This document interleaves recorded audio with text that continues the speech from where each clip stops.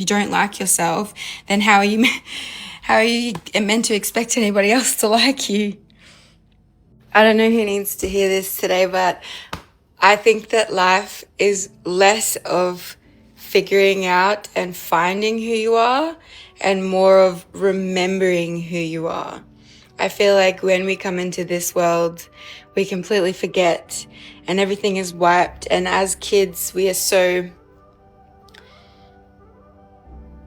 open and susceptible and sponges, and as we get older and as we grow and as we change and as we absorb everything around us, we become a version of ourselves that over time we just forget. I think we forget. And I think that as you become an adult and as you get older and as you grow and as you learn and as you change, it's less of figuring out and finding who you are and more of remembering who you are. And there's a lot of moments and a lot of things in our life that reflect back to us and give us an opportunity to see and grow and change and evolve in ways that we may not always be aware to, but the more present you are and the more grounded you are and the more open you are to learning and changing and growing, the closer you get to that remembering. And I think a lot of people lose that throughout life, throughout schooling, throughout jumping into the workforce, throughout the conditioning that is instilled in us from a very young age of what we should be doing instead of following what we want to do. And the more I follow what I want to do, the more I remember who I really am and the more I feel myself, compared to following what everybody else wants me to do and what everybody else says I should be doing. I feel like I go further and further away from who I truly am. And I think finding the balance between being who you truly are and knowing who you truly are and trusting yourself and your intuition and your inner knowing, even though at the same time you don't know. We can never truly know what is put in our life as a lesson or a blessing or a gift or a mirror. But we also are gifted with intuition, and we're also gifted with this inner knowing. And the more you follow that, the more you follow your heart. I feel like our heart is a compass. Our heart has been gifted to us as a compass, and our brain is our, 3D plane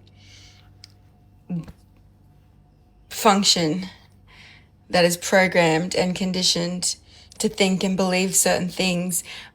But when your brain and your heart are coherent and in alignment, what you think, what you say, and how you act and is in alignment, that's where true happiness comes from. I don't think we find a way to happiness. I think happiness is just the way. Moving more away from trying to get there and forcing to get there, and just being present and following those inklings and following those breadcrumbs and following the little ways that the universe guides us and what our heart is drawn to and who our heart is drawn to and where our heart is drawn to.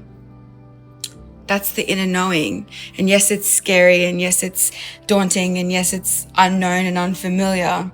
But when you continuously trust that inner knowing and you gradually get more familiar with it and you gradually trust yourself more, it becomes a lot easier and things change a lot quicker.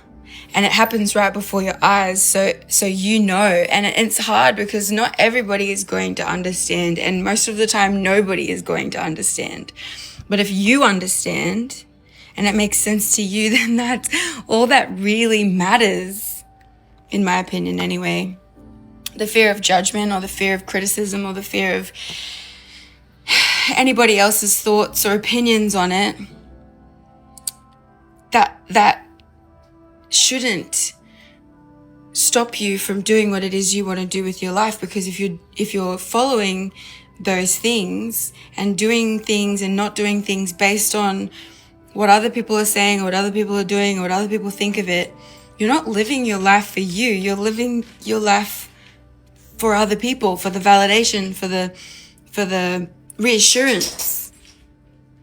Like, you shouldn't look to other people to confirm whether or not you should or shouldn't be doing something. You wouldn't ask business advice from someone who's never run a business. You wouldn't ask marriage advice from someone who has never been married or possibly has but has continuously been divorced. You'd never trust for artistic or creative advice from someone who has never touched a paintbrush or opened up a program or been creative at all ever in their life. So why would you look to other people for the validation and the confirmation of what you should or shouldn't be doing if they've never followed that path? Anyway, that's something that I definitely needed to hear today. I feel like when you are doing something that is out of the norm and out of the ordinary, the best thing you can do is solitude. The best thing you can do is be by yourself and go within and like get more in tune and grounded with that inner knowing and that inner trust and that inner voice that you have, and build that trust and respect within yourself. Build that confidence, because confidence doesn't come from external things. It doesn't come from likes. It doesn't come from views. It doesn't come from anything. It comes from when your thoughts, your words, and your actions align. When you think you want to do something and you say you want to do something and you actually do it, that's where any of my confidence has ever came from. English. And in the past, when I have lost my confidence, it's always because I haven't been in line with what I truly want to do or who I truly think I am or say that I am, because my words and my actions aren't aligning.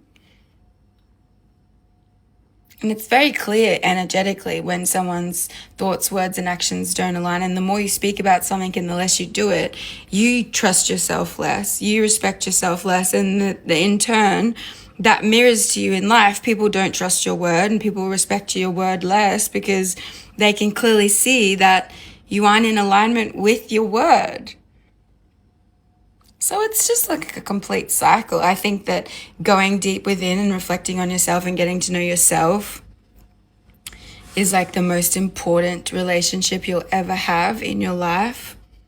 It's the only relationship you have to constantly work on and be with. The only person you have to constantly spend 24/7 with is yourself. If you don't like yourself, then how are you meant to expect anybody else to like you?